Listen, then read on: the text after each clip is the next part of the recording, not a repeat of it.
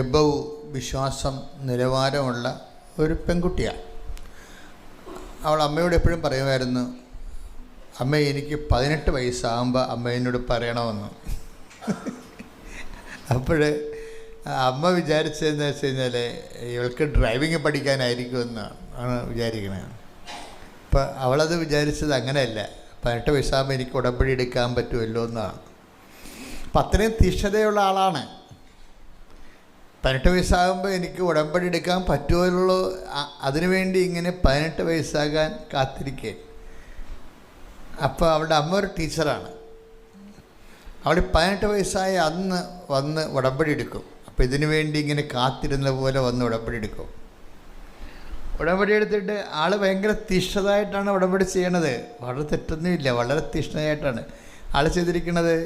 ആ ഉടമ്പടി കിട്ടിയ കാശ് രൂപം ഈ സ്വന്തം കൊന്ത മോതിരത്തിൽ പിന്ന് കുത്തി പിന്നിൻ്റെ അകത്ത് ഈ ഉടമ്പടി കാശ് രൂപ ഇട്ട് ഇറുക്കി പിടിച്ചാണ് നടക്കണത്. അപ്പോൾ ചുമ്മയല്ല, വളരെ സീരിയസ് കമ്മിറ്റ്മെൻറ്റിലുള്ള ആളാണ്. ഇങ്ങനെ ഇത്രയും എക്സ്പ്രഷൻസ്, ഫെയ്ത്ത് എക്സ്പ്രഷൻസ് ഇത്തിരി കൂടുതലുള്ള ആളാണ്. അപ്പം ആളിൻ്റെ ഒരു ആഗ്രഹം എന്ന് പറയുന്നത് ഇത്രയേ ഉള്ളൂ, സിമ്പിളായിട്ടൊരു ആഗ്രഹമേ ഉള്ളൂ. ആൾ ബ്രില്യൻ്റാണ്, ആഗ്രഹം ഇത്രയേ ഉള്ളൂ. എനിക്ക് മെഡിക്കൽ കോളേജിൽ ഒരു മെഡിക്കൽ സീറ്റ് നേഴ്സിങ്ങിന് പഠിക്കണം. അതിൽ കുഴപ്പമില്ല, അവരുടെ പ്രൊഫഷൻസി അനുസരിച്ച് അവർക്ക് അതിനുള്ള യോഗ്യത ഉണ്ട്, അവർക്ക് തന്നെ പ്രാർത്ഥിക്കാൻ പറ്റും. ഇനി യോഗ്യത ഇല്ലെങ്കിൽ പോലും ഉടമ്പടിയുടെ ബേസിക് പ്രിൻസിപ്പിൾ എന്താണ്? Not by merit but by grace ആണ്. അപ്പോൾ ഇവിടെ ഉടമ്പടിയെ സംബന്ധിച്ചിടത്തോളം അതിൻ്റെ ബേസിക് പ്രിൻസിപ്പിൾ തന്നെ എന്താണ്? മെറിറ്റല്ല, മാർക്കല്ല എൻ്റെ അകത്ത് നോക്കണത്. Not by merit but by grace ആണ്. അപ്പം അതുകൊണ്ട് ഉടമ്പടിയിൽ എന്തും ആഗ്രഹിക്കാൻ നമുക്ക് ഒരു പ്രശ്നവുമില്ല. കാരണം എന്ന് വെച്ച് കഴിഞ്ഞാൽ ഒരു മനുഷ്യനെ ആഗ്രഹിക്കാവുന്നതിൻ്റെ അപ്പുറത്താണ് ദൈവം നമുക്ക് തന്നത്. എന്നിട്ട് നമ്മളോടൊരു ചോദ്യം ചോദിച്ചു. എന്താണ് ചോദിച്ചത്? ആഗ്രഹിക്കുന്നവരോടെല്ലാം കൂടി ദൈവം ഒരു ചോദ്യം ചോദിച്ചു. എന്താണ്? നീ ഈ ആഗ്രഹിക്കുന്ന ആക്രാന്തത്തിനേക്കാൾ വലുതല്ലേ ഞാൻ തന്നത് എന്ന് പറയും. നമുക്ക് യേശുക്രിസ്തുവിന് നൽകിയവൻ. അതാണ് വിഷയം. Take the word of God. ഹല്ലേലൂയ ഹല്ലേലൂയ ഹല്ലേലൂയ ഹല്ലേലൂയ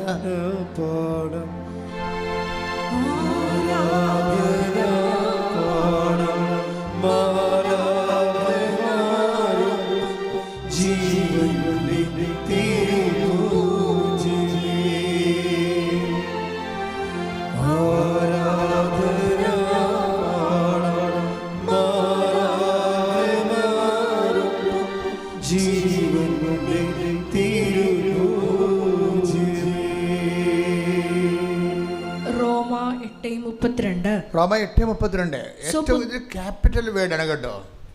ഇതൊക്കെ എപ്പോഴും കിച്ചണിലൊക്കെ എഴുതിയിടേണ്ട, ഡ്രോയിങ് റൂമിനും സ്റ്റഡി റൂമിലും എഴുതി വെച്ച് പറ്റിച്ച് വെക്കേണ്ട പടങ്ങളാണ്. എന്താണ് റോമ 8:32? എന്താണ്? പുത്രനെ പോലും ഒഴിവാക്കാതെ, തൻ്റെ പുത്രനെ പോലും ഒഴിവാക്കാതെ നമുക്കെല്ലാവർക്കും, ഒന്ന് പറഞ്ഞ മക്കളെ, തൻ്റെ പുത്രനെ പോലും ഒഴിവാക്കാതെ, തൻ്റെ പുത്രനെ പോലും ഒഴിവാക്കാതെ നമുക്കെല്ലാവർക്കും വേണ്ടി അവനെ ഏൽപ്പിച്ചു തന്നവൻ അവനോട് കൂടെ സമസ്തവും നമുക്ക് ദാനമായി നൽകാതിരിക്കുമോ? അപ്പം അതിൻ്റെ അകത്തൊരു വാക്ക് എന്താണുള്ളത്? സമസ്തവും എന്നുള്ള വാക്കുണ്ട് അല്ലേ? അപ്പം അതിൻ്റെ അകത്ത് ഒരു സമസ്തത്തിൽ എന്താണ് ഈ സമസ്തം വരുന്നത്? എന്തുകൊണ്ടാണ് യേശുക്രിസ്തുവിൻ്റെ കൂടെ ഒരു വ്യക്തിക്ക് സമസ്തവും ചോദിക്കാൻ പറ്റണത്? കാരണം യേശുക്രിസ്തു സമസ്തവും അവൻ്റെ നാമത്തിൻ്റെ കീഴിലാക്കിയത് കൊണ്ടാണ്. അതാണ് നമ്മൾ 1 Corinthians 15:26 വായിച്ച ശ്രുതികട്ടെ. ഹല്ലേലൂയ ആരാധന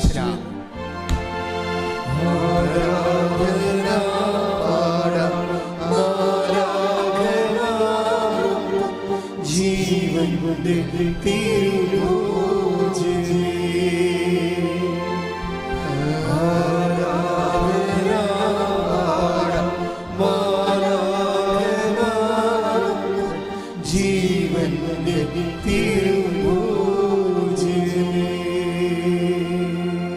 Corinthians 15:26-27 തിരുവചനങ്ങൾ. 1 Corinthians 15:26-27 മരണമെന്ന അവസാന ശത്രുവും നശിപ്പിക്കപ്പെട്ടിരിക്കുന്നു.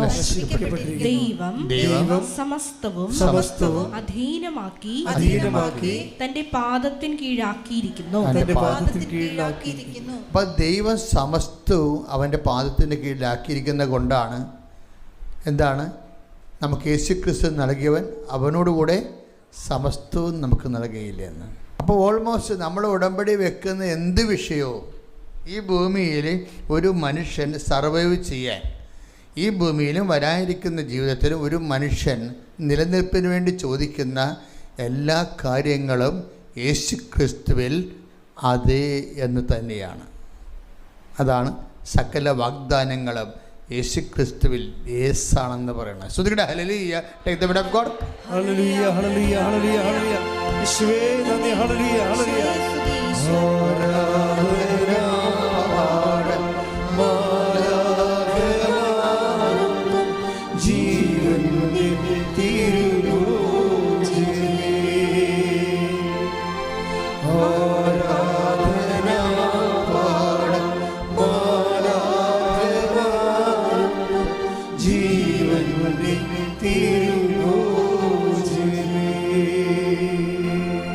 കൊരിന്ത്യസ് 1:20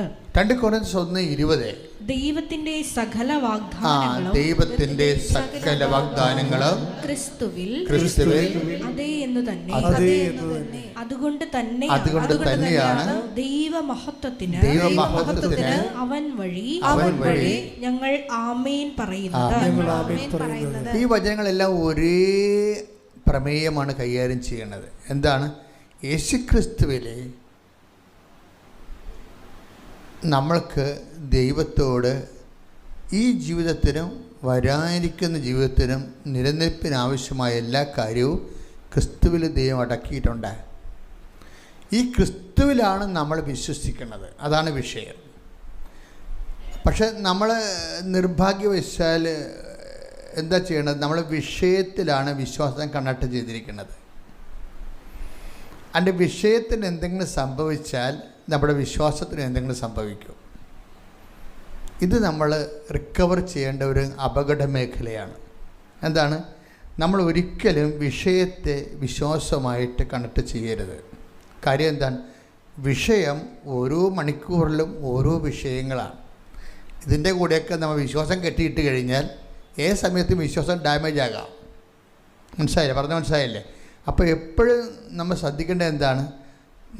നമ്മുടെ വിവാഹം, കല്യാണം, മക്കളുണ്ടാവുന്നത്, ജോലി, പ്രൊമോഷൻ, PR, പ്രോസസ്സിങ്, ഇങ്ങനെ ഒരു വിഷയവുമായിട്ട് വിശ്വാസം നമ്മൾ ഘടിപ്പിക്കരുത്. എന്താ കാര്യം വെച്ച് കഴിഞ്ഞാൽ അത് വിശ്വാസം നമ്മൾ ക്രിസ്തുവുമായിട്ട് മാത്രമേ ഘടിപ്പിക്കാവൂ. കാര്യം ക്രിസ്തുവുമായി ഘടിപ്പിക്കുമ്പോൾ ഉണ്ടാകുന്ന പ്രശ്നം, ക്രിസ്തു എന്ന് പറയുന്ന യാഥാർത്ഥ്യം എന്നും നിലനിൽക്കുന്നതായതുകൊണ്ട് തന്നെ വിശ്വാസവും എന്നും നിലനിൽക്കണമെന്നാണ് ദൈവം ആഗ്രഹിക്കുന്നത്. ക്രിസ്തു എന്നും നിലനിൽക്കുന്നു. Take the word of God. ശ്രുതികട ഹല്ലേലൂയ ഹല്ലേലൂയ ഹല്ലേലൂയ ഹല്ലേലൂയ ഹല്ലേലൂയ. യേശുവേ നന്ദി. ഹല്ലേലൂയ ഹല്ലേലൂയ.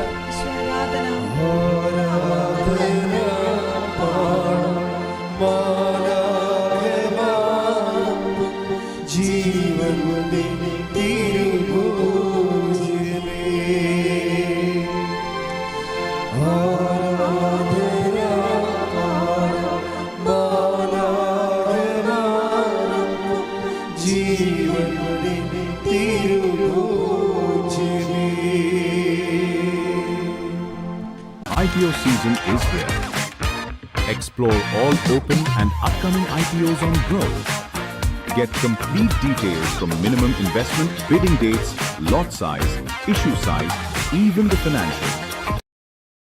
യോഹന്നാൻ 12:34. അപ്പോൾ ജനക്കൂട്ടം അവനോട് ചോദിച്ചു, ക്രിസ്തു എന്നേക്കും നിലനിൽക്കുന്നു എന്നാണല്ലോ നിയമത്തിൽ ഞങ്ങൾ കേട്ടിട്ടുള്ളത്. അപ്പോൾ അതാണ് യാഥാർത്ഥ്യം. കർത്താവിൻ്റെ വചനത്തിലുള്ള വെളിപാട് എന്താണ്? ക്രിസ്തു എന്നും നിലനിൽക്കുന്നു. അപ്പോൾ വിശ്വാസം എന്താണ്? വിശ്വാസം ക്രിസ്തുവുമായി ഘടിപ്പിച്ചിരിക്കുന്ന കാരണം, ക്രിസ്തുവിൽ അധിഷ്ഠിതമായത് കാരണം നമ്മുടെ വിശ്വാസവും എന്നും നിലനിൽക്കണമെന്നാണ് ദൈവം ആഗ്രഹിക്കുന്നത്. അത് വിഷയവുമായി ഘടിപ്പിച്ചു കഴിഞ്ഞാൽ വിഷയം ഫ്ലോപ്പായ വിശ്വാസം ഫ്ലോപ്പാകും. അതുകൊണ്ട് ഈശോ ചോദിച്ചൊരു ചോദ്യം എന്താണ്?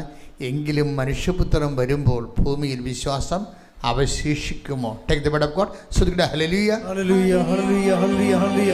യേശുവേ നന്ദി. ഹല്ലേലൂയ, ഹല്ലേലൂയ, ഹല്ലേലൂയ, ഹല്ലേലൂയ, ഹല്ലേലൂയ.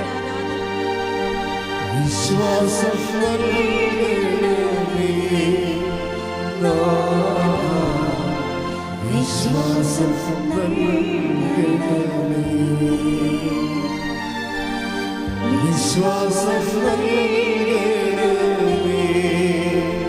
നാഥാ, വിശ്വാസം നൽകണമേ. ലൂക്ക 18:8. ലൂക്ക 18:8. എങ്കിലും എങ്കിലും മനുഷ്യപുത്രൻ വരുമ്പോൾ ഭൂമിയിൽ വിശ്വാസം കണ്ടെത്തുമോ? വിശ്വാസം കണ്ടെത്തുമോ? അപ്പോഴേ ഉള്ള വിഷയം എന്ന് വെച്ചാൽ എല്ലാ പീഡനങ്ങൾക്ക് ശേഷമാണ് ഈ മനുഷ്യപുത്രൻ വരണത്. അത് നിങ്ങൾ ഓർക്കരുത് ഈ സെക്കൻഡ് കമ്മിങ്ങിനെ കുറിച്ച് മാത്രമാണെങ്കിൽ പറയണമെന്ന്. അങ്ങനെയല്ല. നമ്മുടെ ജീവിതത്തിലും കർത്താവിൻ്റെ വെളിപാടുണ്ടാകുന്നതും ഇടപെടലുണ്ടാകുന്നതും കുറച്ച് പരീക്ഷണങ്ങൾക്ക് ശേഷമായിരിക്കും. അതെപ്പോഴും നമ്മൾ ബോധം ഉണ്ടാകണം നമുക്കതിനെക്കുറിച്ച്. നമ്മുടെ ജീവിതത്തിലും ക്രിസ്തു അനുഭവം നമുക്ക് ഉണ്ടാകുന്നത് കുറച്ച് പരീക്ഷണങ്ങൾക്ക് ശേഷമായിരിക്കും. അപ്പോൾ ഈ പരീക്ഷയ്ക്ക് ശേഷം ക്രിസ്തു വരുമ്പോൾ ക്രിസ്തു നമ്മളിൽ നിന്ന് ഉദ്ദേശിക്കുന്നത് എന്താണ്? ആഗ്രഹിക്കുന്നത് എങ്കിലും മനുഷ്യപുത്രൻ വരുമ്പോൾ എന്താണ്? ഭൂമിയിൽ വിശ്വാസം അവശേഷിക്കുമോ? അതാണ് വിഷയം. അപ്പോൾ അവസാനം അവശേഷിക്കേണ്ടത് നമ്മുടെ ഈ പരീക്ഷണങ്ങൾ രോഗമാകാം, ക്ഷീണമാകാം, സാമ്പത്തിക തകർച്ചയാകാം, എന്തെങ്കിലും നമ്മൾ പ്രാർത്ഥിക്കുന്ന വിഷയങ്ങൾക്ക് യാതൊരു പുരോഗതിയും ഇല്ലാത്ത അവസ്ഥയാകാം.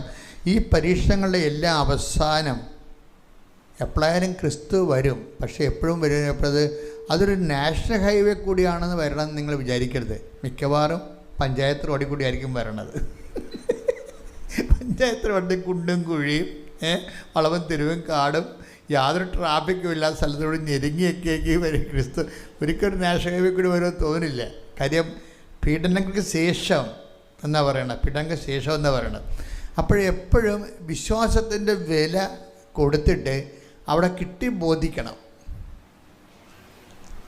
നമ്മൾ ഈ പ്രമാണമൊക്കെ ചെല്ലുമ്പോൾ പ്രമാണത്തിന് മുമ്പ് തഹസിൽദാർ രജിസ്റ്റർ ചെയ്യണ മുമ്പ് കൊടുത്താളിനോട് ചോദിക്കും, പറമ്പ് വാങ്ങിയ ആളിനോട് പറമ്പ് കൊടുത്താളിനോട് ചോദിക്കും, കിട്ടി ബോധിച്ചോ എന്ന് ചോദിക്കും. എന്താണ്? കാശ് നിങ്ങൾക്ക് കിട്ടിയോ? അപ്പോൾ എന്ന് പറഞ്ഞാൽ മാത്രമേ അയാൾ രജിസ്റ്റർ ചെയ്യത്തുള്ളത്. ഇതുപോലെ തന്നെയാണ് വിശ്വാസ ജീവിതത്തിലുള്ള വിഷയം. കിട്ടി ബോധിച്ചോ എന്ന് ചോദിക്കും. എന്താണ്? ഈ വിശ്വാസത്തിന് ക്രിസ്തുവിന് അനുകൂലമായ അത്രയും വില കിട്ടി ബോധിച്ചോ എന്നാണ് ചോദിക്കണത്. അത് പരമപിതാവിൻ്റെ ഒരു ചോദ്യമാണ്. പരമപിതാവാണല്ലേ രജിസ്റ്റർ കച്ചേരി ഇരിക്കണത്. അപ്പോൾ കിട്ടി ബോധിച്ചോ എന്ന് ചോദിക്കും. ഇപ്പോൾ ക്രിസ്തുവിനല്ല എനിക്ക് തരാൻ പോണത്. അതിന് ക്രിസ്തുവിനെ നിങ്ങൾക്ക് നേടാൻ വേണ്ടിയുള്ള സഹനങ്ങളെ കിട്ടി ബോധിച്ചോ എന്ന് ചോദിക്കും. അപ്പോൾ ഈ സംഭവം ഇതിന് പേയ്മെൻറ്റ് നടത്തിയതിന് ശേഷമാണ് ക്രിസ്തുവിന് നമുക്ക് കിട്ടണത്. പലപ്പോഴും ആദ്യകാലങ്ങളൊന്നും കുഴപ്പമില്ല, ജീവിച്ചു പോകാനുള്ള ആദ്യകാലങ്ങളിൽ വലിയ പ്രശ്നങ്ങളൊന്നുമില്ല. പക്ഷേ മുന്നോട്ട് ചെല്ലുന്തോറും നിത്യത വിഷയമാക്കുമ്പോൾ അന്ന് മുതൽ ഇത് പേയ്മെൻ്റായിട്ട് വരും. നിത്യത ഇതിനകത്ത് ഒരു വിഷയമായി വന്നാൽ അനുദിന ജീവിതത്തിലെ കഞ്ഞിയും കപ്പയും ജോലിയും ഒക്കെ വലിയ പ്രശ്നമില്ലാതെ പോകും. കാര്യം അതൊക്കെ എല്ലാം നമുക്ക് വിശ്വാസം ഉള്ളവർക്കും കിട്ടും, ഇല്ലാത്തവർക്കും കിട്ടും, ഒരു പ്രശ്നവുമില്ല. വിശ്വാസം ഇല്ലാത്തവർക്കും റാങ്ക് കിട്ടണില്ലേ, അവരും ജോലി കിട്ടണില്ലേ. അപ്പം ലോകത്തിലുള്ള ഇടപാട് പരിപാടിയൊക്കെ എല്ലാം എവരിപടി എല്ലാവർക്കും അത് കിട്ടും. അത് ഞാൻ എപ്പോഴും പറയുന്നതാണ്. സന്താന പുഷ്ടിയുള്ളവരെ പെരുകി ഭൂമിയെ കീഴടക്കാൻ പറഞ്ഞപ്പോൾ ഇതിൻ്റെ അത് ജോലിയും വീടും വിവാഹം കുഞ്ഞുങ്ങളും എല്ലാം ഒരു കംപ്ലീറ്റ് പാക്കേജാണ്. അതിന് വിശ്വാസത്തിൻ്റെ ഒരു ആവശ്യമില്ല. പക്ഷേ ക്രിസ്തുവിലൂടെ നേടിയെത്ത നിത്യരക്ഷയ്ക്ക് നിങ്ങൾ ആ പാഠത്തിലേക്ക് വരുമ്പോൾ പിന്നെ എല്ലാം പേയ്മെൻറ്റ് സീറ്റാണ്. കാര്യം എന്താ? അതെപ്പോഴും എപ്പോഴും ഒരു സഹനം വന്നാൽ അപ്പോൾ ഓർത്തേക്കണം, ഒരു കാര്യമില്ല സഹനം വരൂ, ഒരു കാര്യം ഉണ്ടാകണ്ട. നിങ്ങൾ ഇപ്പം എന്താ വിഷയം? ഇപ്പം നിങ്ങൾ വളരെ വെള്ളം അടിക്കണില്ല, വേറെ ചുറ്റിക്കളികളൊന്നുമില്ല, മര്യാദയ്ക്ക് ജീവിക്കുന്നുണ്ട്, 10 മനുഷ്യനെ കണ്ടാൽ മനുഷ്യർപ്പറ്റ് കാണിക്കുന്നുണ്ട്, ഇല്ലാത്തവനുമായിട്ട് ഉള്ളത് പങ്കുവെക്കുന്നുണ്ട്, അങ്ങനെ വളരെ വെടിപ്പും മേനയോട്ട് ജീവിച്ചാലും പണി 8 കിട്ടുന്ന കാര്യത്തിൽ യാതൊരു സംശയമില്ല. അത് നിങ്ങൾ ക്രിസ്തുവിലേക്ക് വരുമ്പോൾ അറിയണം. അതെന്താ? ക്രിസ്തുവിനെക്കുറിച്ചുള്ള ആദ്യ അറിവ് എന്താ? നിഷ്കളങ്കനായാലും ശരി പണി കിട്ടുമെന്ന് തന്നെ എൻ്റെ അർത്ഥം. അതെന്താ കാര്യം? ഈശോ വല്ല തെറ്റും ചെയ്തിട്ടാണ് ഈ പങ്കപ്പാട് മുഴുവൻ അനുഭവിച്ചത്. അപ്പം തെറ്റ് ചെയ്യാതെ ഒരു പങ്കപ്പാട് വന്നു കഴിഞ്ഞാൽ അതിൻ്റെ പ്രതിഫലം ക്രിസ്തുവാണെന്ന് മനസ്സിലാക്കുന്നതിന് കോമൺ സെൻസ് മതി. ഒരു തെറ്റും ചെയ്യാതെ നിങ്ങൾക്കൊരു പങ്കപ്പാട് കിട്ടിയാൽ അതിൻ്റെ പ്രതിഫലം ക്രിസ്തുവാണെന്ന് മനസ്സിലാക്കണമെങ്കിൽ പരിശുദ്ധാത്മാവ് മാത്രം മതി. അച്ഛൻ പറഞ്ഞ മനസ്സിലായില്ലോ? അതുകൊണ്ട് ഒരിക്കലും ഞാനിങ്ങനെ പ്രാർത്ഥിച്ച് ജീവിച്ചല്ലോ, ഞാൻ പള്ളിയിൽ നിന്ന് മാറാതെ നടന്നല്ലോ, കുഞ്ഞുനാൾ പോലും ഞാൻ ചോദിച്ചതല്ലേ വെള്ളമടിക്കാത്തൊരു ഭർത്താവിനെ തരണമെന്ന്, എന്നിട്ട് ഇവൻ്റെ മൂക്ക് പിടി ഞാൻ മുന്നാഴി കിട്ടുമല്ല, എന്ത് ചതിയാണ് ദൈവം എന്നോട് ചെയ്തത്? You should not ask. നമുക്ക് ദൈവത്തോട് ഒന്നും ചോദിക്കാനുള്ള യാതൊരു പ്രൊവിഷനുമില്ല. എന്താ കാര്യം? നീ നിഷ്കളങ്കമായി ആദ്യമേ ചോദിച്ച ചോദ്യങ്ങളെല്ലാം ശരിയാണ്, അതെല്ലാം ദൈവം വരവിച്ചിരിക്കുന്നു. അതുകൊണ്ട് തന്നെയാണ് ഈ ഒരു ആളെ ഈ അവതാരത്തെ നിനക്ക് തന്നിരിക്കുന്നത്. ഇനി എന്താണ്? ഇത് പേയ്മെൻറ്റ് സീറ്റാണ്. ഇനി ഇയാളെ വെച്ച് ക്രിസ്തുവിനെ നേടാൻ നോക്കണം. നീ ഈ ആളെ വെച്ചാണ് ക്രിസ്തുവിനെ നേടാൻ നോക്കേണ്ടത്. നിങ്ങളൊന്ന് ചിന്തിച്ച് നോക്കി, അമ്മയുടെ പ്രസവം ഈ ദൈവം അനീതി കാണിക്കുന്ന ആളാണെങ്കിൽ തീർച്ചയായിട്ടും ഏറ്റവും കൂടുതൽ അനീതി കാണിച്ചിരിക്കുന്നത് അമ്മയോടാണ്. കാര്യം അപ്പയുടെ തിരുമനസ് പ്രകാരമാണ് പരിശുദ്ധാത്മാവിൽ അമ്മ ഗർഭം ധരിച്ചത്. പക്ഷേ ആ ഒരു പ്രസവത്തിന് പോലും ഒരു ചെറുവിരൽ അപ്പ അനക്കണില്ല. അത് കണ്ടാൽ മതി നമുക്ക് കാര്യങ്ങളെല്ലാം ഒട്ടനെ മനസ്സിലാകും. ചിലർ പറയണത്, ചില ബൈബിൾ പണ്ഡിതന്മാർ പറയണത് അമ്മ വഴിയിലാണ് പ്രസവിച്ചതെന്നാണ് പറയണത്. വഴിയിലാണ് പ്രസവിച്ചത്. കാര്യം എന്താണ്? അപ്പോൾ നമ്മൾ പുൽത്തൊട്ടിലാണ് പ്രസവിച്ചതെന്നാണ് നമ്മൾ പൊതുവെ പറഞ്ഞ് കാലത്തൊഴുത്തി പ്രസവിച്ചതെന്നാണ്. പക്ഷേ എഴുതി വെച്ചിരിക്കണത് എന്താണ്? ആ ശിശുവിനെ പിള്ളക്കച്ചയിൽ പൊതിഞ്ഞ് മറിയം പുൽത്തൊട്ടി കിടത്തിയെന്നാണ്. അപ്പോൾ വഴിയിലെങ്ങാണ്ട് പ്രസവിച്ചിട്ടാണ് കൊണ്ടുവന്ന് വഴിയരികെ കണ്ട പുൽത്തൊട്ടിയിൽ കൊണ്ടുവന്ന് കിടത്തിയത്.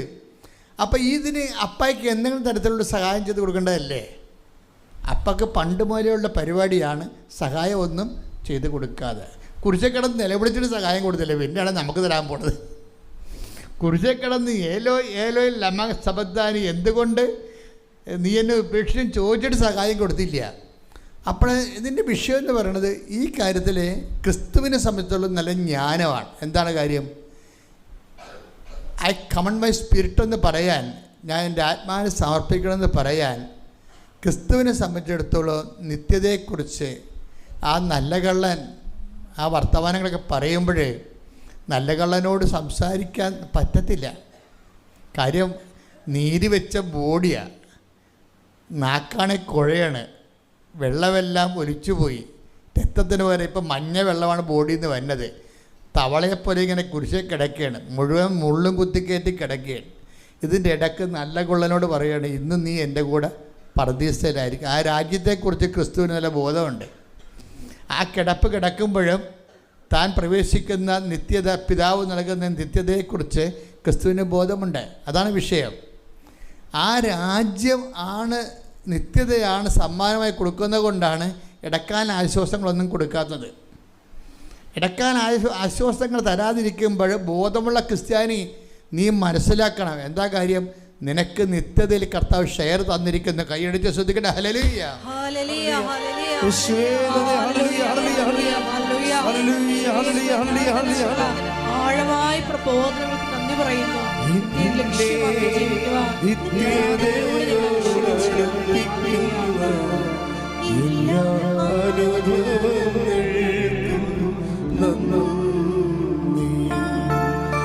എന്നെ നല്ല ശിഷ്യനാക്കിയിടുന്ന എല്ലാ കുരിശുകൾക്കും എന്നെ നിത്യതയോടടുപ്പിക്കുന്ന എല്ലാ